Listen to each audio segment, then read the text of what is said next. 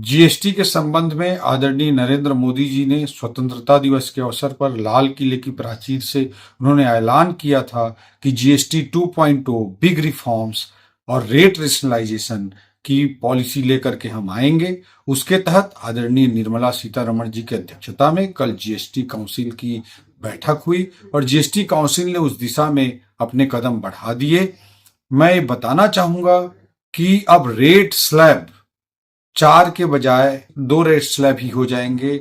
बहुत सारे आइटम्स पर 18 और 12% के जगह में 5%, 5% के जगह में 0% और 28% के जगह में 18% टैक्स में कमी की गई है और इससे 200 से अधिक महत्वपूर्ण आइटम्स सस्ते होने जा रहे हैं। इसमें आम आदमी के रोजमर्रा से जुड़ी हुई चीजें सम्मिलित हैं, दूध, मिल्क, टूथब्रश, साबुन, इस तरह की चीजें सम्मिलित हैं। इसके अलावा मिडिल क्लास जो खरीदना चाहता है, एसी, फ्लैट टीवी, इस तरह की चीजें, बाइक, इस तरह की चीजें सम्मिलित हैं। इसके अलावा इकोनॉमी को बूस्ट देने वाली लेबर इंटेंसिव सेक्टर की चीजें, टेक्सटाइल सेक्टर की चीजें, हेल्थ से संबंधित चीजें, एजुकेशन से संबंधित चीजें, इन सब को बड़े पैमाने पर सस्ता करने का काम किया गया है।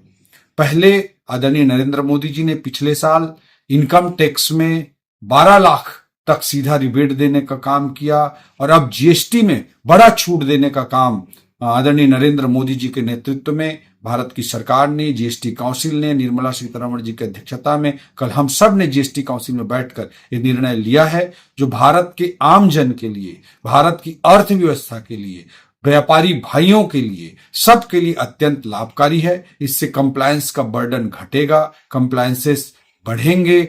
इससे लॉन्ग टर्म में इकोनॉमी में भी कंजम्पशन बढ़ेगा, लोगों की सेविंग्स भी बढ़ेगी, इकोनॉमी को नई रफ्तार भी मिलेगी और आम जन को भी बहुत बड़ी राहत भी मिलेगी। इस तरह के बड़े रिफॉर्म करने के लिए इनकम टैक्स के 12 लाख के बाद ये उससे भी बड़ा रिफॉर्म मैं मानता हूं जो जीएसटी में किया गया है।